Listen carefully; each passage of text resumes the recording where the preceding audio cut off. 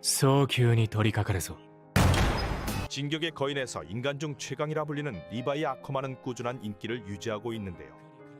공식 인기 투표에서 단 한 번도 5위 밖으로 밀려난 적이 없으며 1위도 여러 번 기록이 되기도 하였습니다. 진격의 거인에서 항상 냉정하고 과묵하지만 행동으로 모든 것을 보여주며 팬들 사이에서는 인류 최강의 병사라는 별칭으로 불리고 있는데요. 오늘은 인간 최강 리바이 아커만에 대해 알아보겠습니다. 바로 시작합니다. 1. 일상. 리바이의 일상은 일반적인 인간의 기준과는 거리가 멀다고 볼 수 있는데요. 이게 말이 되는지 하루 평균 수면 시간이 2시간에서 3시간 정도이며 누워 자는 것이 아니라 의자에 앉아 잠시 눈을 붙이는 정도라고 합니다. お前は生きてる方か。 이런 쪽잠을 자는 습관은 어릴 적 지하도시에서 살던 시절 살아남기 위해 몸에 배었다고 하는데요. 개구라가 아닌가 싶었지만 공식 설정집에서는 리바이가 침대보다는 의자를 더 편안하게 여긴다고 명시되어 있으며 편안함보다는 경계 상태를 유지하는 삶에 익숙하다는 것을 보여줍니다. 깔끔한 성격처럼 외모 관리 또한 역시 철저하며 이발은 타인의 도움을 받지 않고 스스로 처리한다고 하는데요. 이는 시즌3에서 사샤가 누가 머리를 깎아주냐는 질문을 하자 본인이 직접 깎는다는 리바이의 짧은 대답으로 알 수 있습니다. 주로 홍차를 즐기는 편이며 특별히 음식에 큰 관심을 보이지 않는 모습을 보이는데요. 紅茶があるだろ。 리바이 자체가 목적 중심적이고 금욕적인 성향을 나타내며 작중에서는 엘빈과 함께 홍차를 마시는 장면이 나오기도 하였습니다. 많이들 알고 있는 객갈끔 떠는 결벽증에 가까운 청결 습관도 리바이를 대표하는 행동인데요. 먼지를 극도로 싫어하며 자신이 사용하는 공간과 물건들은 항상 청결해야 하는 강박증이 있습니다. 조사병단 본부로 막 이사한 뒤 리바이는 직접 병사들에게 대청소를 명령하기도 하였으며 바닥에 무릎을 꿇고 물걸레질을 하기도 하였는데요. おいエレン、全てやり直せ。 이러한 생활 습관은 성격뿐 아니라 추가로 지하 도시 출신으로 어린 시절부터 더럽고 위험한 환경 생존할 때 습득이 된 것으로 추측됩니다. 이런 성격과 무뚝뚝한 면으로 표현을 잘하지는 않지만 동료의 죽음 앞에서는 누구보다 깊은 아픔을 느끼는 거로 보여지는데요. 여성 병사 페트라의 죽음 이후 그녀의 시신을 안고 이동하는 장면이나 그녀의 아버지에게 아무 말도 하지 못한 채 묵묵히 고개를 숙이는 장면은 리바이의 내면을 보여주는 대표적인 장면이라 할 수 있습니다. 娘が世話になってます。あいつもまだ若いし、これからいろんなことが。 2. 최강. 인간 최강이라 불리지만 리바이도 처음부터 영웅으로 불리진 않았는데요. 어린 시절 리바이는 지하도시에서 살았으며 이곳은 빛도 들어오지 않는 빈민가로 질병과 폭력이 일삼던 곳이었습니다. 이곳에서 어머니 쿠체를 잃고 혼자 살아남았던 리바이는 살아남기 위해 그는 갱단의 일원이 되었고 지하세계에서도 이름을 떨치고 다녔는데요. 汚ねえ手で触るな。 페럴과 이사벨이라는 동료들과 함께 지하 갱단 활동을 하던 시절 이들은 처음에는 조사병단을 속이고 지상으로 탈출하려는 계획을 세우기도 하였습니다. 여기서 리바이는 조사병단 엘빈 스미스와 처음 마주하게 됩니다. 엘빈은 리바이의 재능을 보고 그에게 선택지를 주었고 조사병단에 합류하게 되는데요. 하지만 첫 원정에서 미쳐버린 네발거인이 등장하며 리바이는 페럴과 이사벨을 잃게 되었습니다. 머리가 잘려버리고 몸통이 아작나버린 두 사람을 보며 리바이는 순간 돌아버리는데요. 그리고 몸을 진짜 돌아버리게 만들며 거인을 썰어버리는데 성공합니다. 첫 원정에서 두 사람을 잃고 리바이는 이후 조사병단에 제대로 남아 엘빈의 명을 따르게 되는데요. 이 시점이 리바이 인생의 전환점이자 지하도시의 갱단에서 조사병단 최강인간으로 불리게 되는 전환점이라 볼 수 있습니다. 그리고 타고난 실력 때문인지 조사병단의 특별작전반 반장부터 군대장급 간부로까지 승올라서는데요. 이후 무지성 거인을 혼자 썰어내는 건 물론 트로스트 구 탈환 작전이나 여성형 거인 포획 작전 그리고 짐승 거인과의 격돌까지 수많은 전장에서 리바이는 혼자 수십의 병력을 능가하는 활약을 보여주었습니다. 특히 짐승 거인을 단숨에 쓰러뜨린 전투는 그가 왜 인류 최강의 병사로 불리는지를 가장 잘 보여주는 대표적인 장면인데요. 꿈을 이루기 전 되질 상황에 처인 엘빈의 명령을 그대로 실천하며 순식간에 짐승 거인을 압도하는 모습을 보여주었습니다. 단순히 전장에서 활약뿐 아니라 현장에 맞는 냉정한 전술 판단과 놀라운 반사신경 그리고 무너진 상황에서도 흔들리지 않는 침착함이 리바이가 최강이라 불리는 이유라 보이는데요. こいつがリヴァイか。 과거에는 이름조차 알려지지 않았던 지하도시 갱단 출신이었지만 현재는 조사병단 내 최고의 전사이자 강함으로서 상징적인 존재가 되었습니다. 3. 관계. 감정이 메말라버린 듯한 리바이는 명령에만 복종하고 움직이는 것처럼 보이지만 각 개인의 판단과 자유의지를 존중해 왔는데요. やりたきゃやれ。 그는 엘빈 대신 지휘관의 역할을 맡으면서도 병사들에게 무조건적인 복종을 강요하지 않았으며 위에서 내려오는 명령보다도 현장 판단에 따른 행동이 더 중요하다는 듯한 모습을 많이 보여주었습니다. 이런 모습은 엘빈 스미스와의 관계에서 비롯된 영향도 크다고 보여지는데요. 엘빈은 리바이에게 명령을 내리기보다는 언제나 그가 스스로 판단할 수 있도록 여지를 남겨주었고 리바이는 그 경험을 바탕으로 더 성장할 수 있었다고 볼 수 있습니다. 이러한 태도는 전투 중 동료들이 죽어나가는 극한의 상황에서도 분명히 드러났었는데요. 리바이는 한 명의 전우도 죽음을 가볍게 여기지 않으며 한 명 한 명의 희생을 행동으로 기억하려 하였습니다. これが奴らの生きた証だ。イヴァンのものだ。 여성형 거인과 싸움에서 동료들을 잃었을 때 그는 그들의 시신을 되찾기 위해 위험을 감수하면서까지 진입을 시도하기도 하였는데요. 특별 작전반이 몰살당했을 때에도 리바이는 말을 돌려 그들의 시신을 수습하려 하였고 끝까지 장례까지 마치는 모습을 보였습니다. 리바이는 동료들이 하나둘씩 되지는 상황에서 오히려 더욱 단단한 의지를 다지게 되었는데요. 한지나 엘빈이 죽어버려도 담담히 그런 상실을 받아들이고 그들의 뜻을 이어가겠다는 강한 신념으로 전장에 다시 서는 모습을 보였습니다. 엘빈에게 짐승 거인을 잡아오겠다는 약속을 파이널 시즌까지 생각하며 움직이기도 하였는데요. 리바이는 수많은 전장을 겪어왔지만 타인을 도구로 보지 않고 병사 한 명 한 명의 의미를 존중한다고 볼 수 있으며 차가운 면모로 말수는 적지만 행동 하나하나가 동료들에 대한 경의를 표현한다고 볼 수 있습니다. エルヴィン、あの日の誓いを。 인류 최강 병사라는 칭호뿐 아니라 인간적인 면모까지 갖추고 있다 생각되네요. 4. 밸런스. 리바이는 스토리 중 가장 압도적인 전투력을 가진 인물이어서인지 등장만으로도 전투의 흐름이 확 바뀌곤 하였는데요.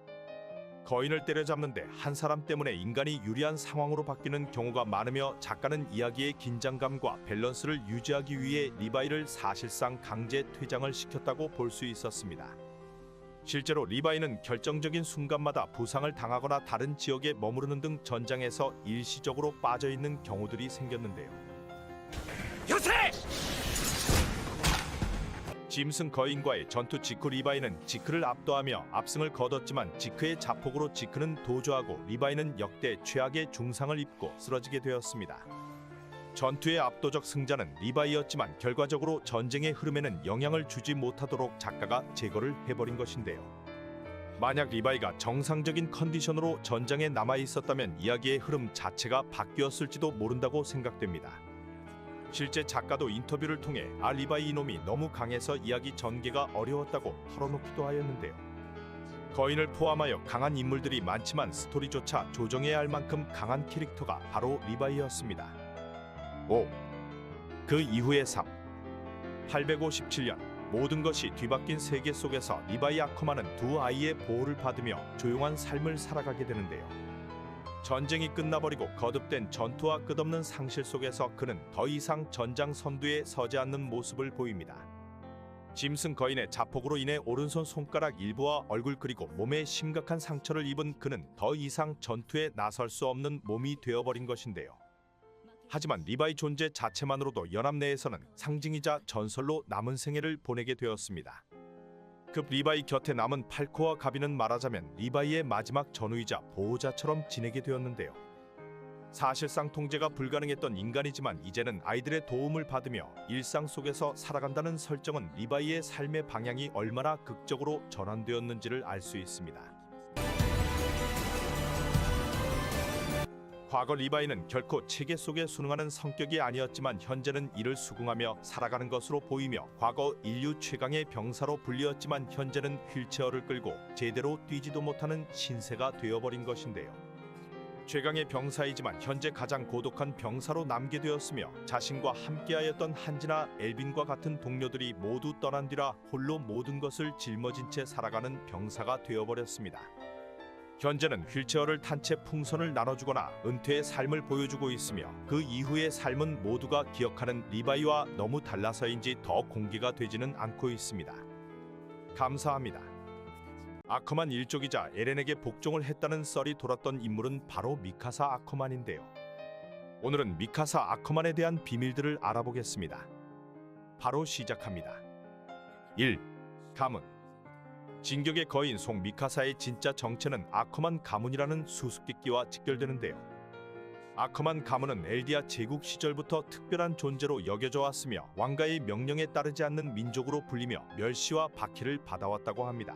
命令に従うためだけに作られた一族 일반적인 엘디아인들과 다른 아커만 가문은 유전적으로 거인의 힘을 이식받지 않았지만 그에 준하는 신체 능력을 각성할 수 있는 특수한 집단이라 볼 수 있는데요.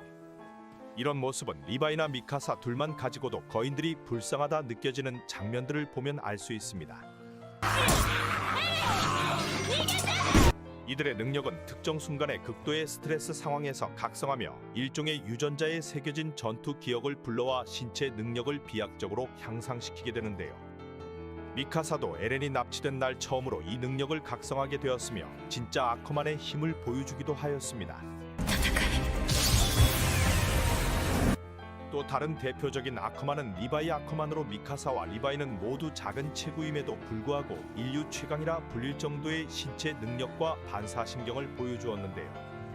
이 두 사람은 종종 비교되지만 리바이는 철저히 병사로서 자율적으로 판단하고 움직이는 데 반해 미카사는 감정적으로 에렌에게 강하게 집착을 하는 모습을 보여줍니다.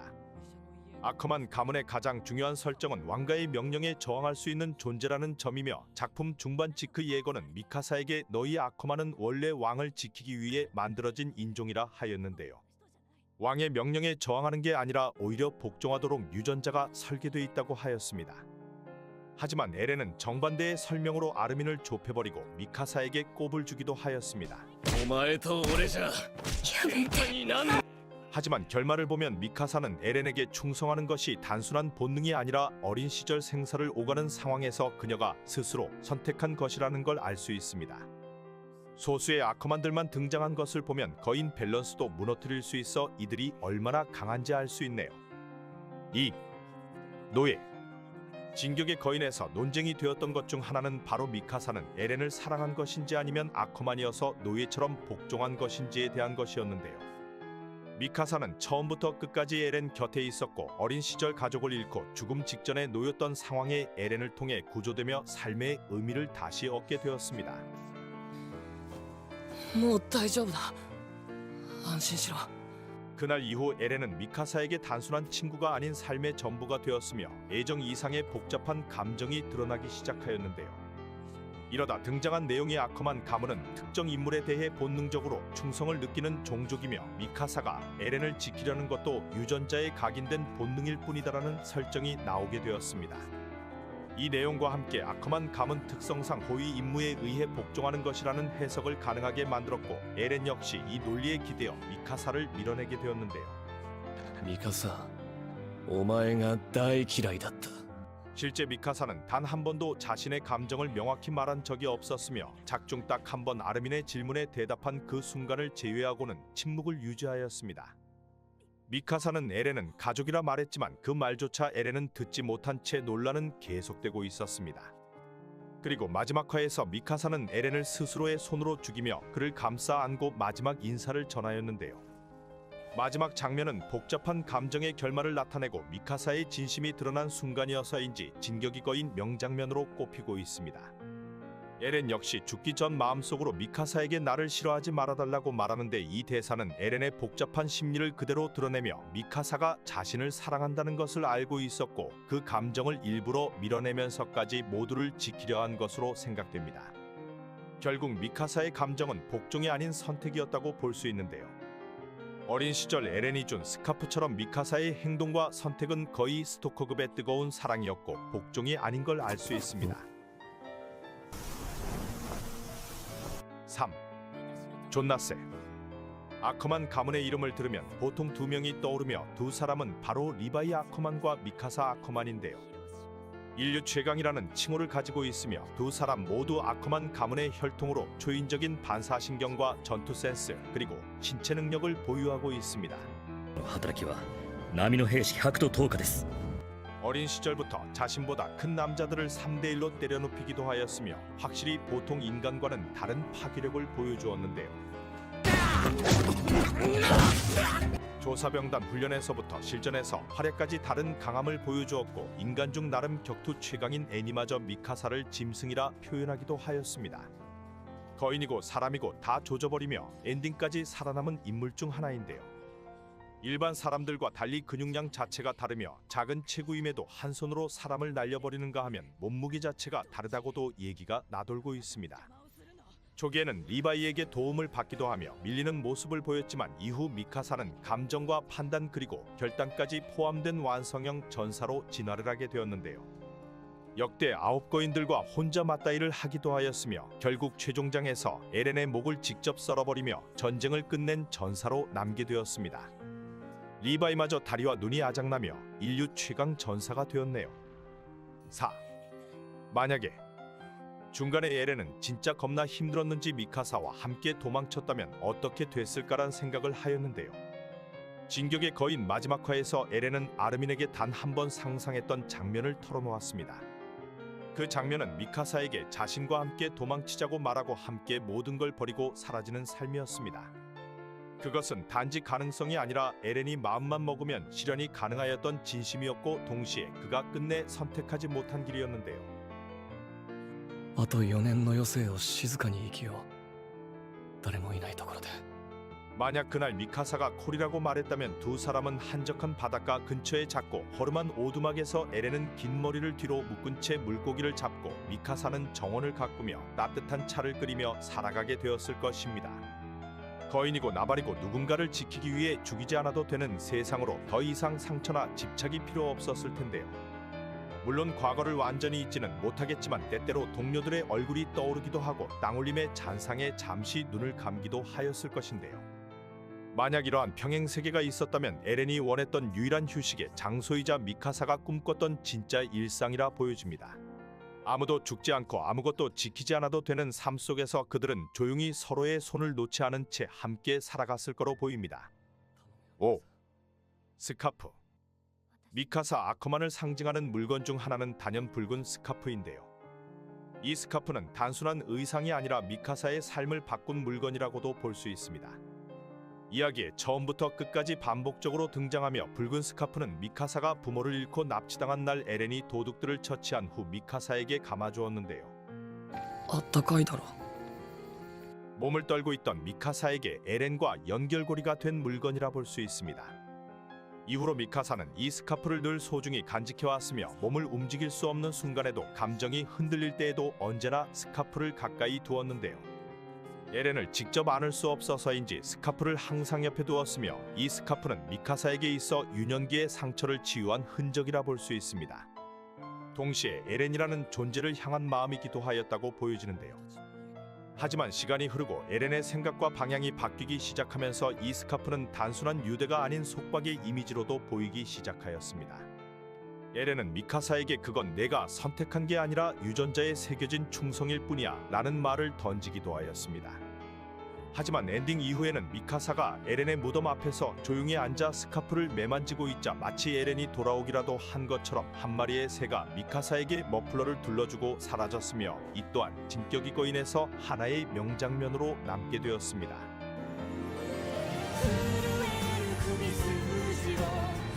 감사합니다.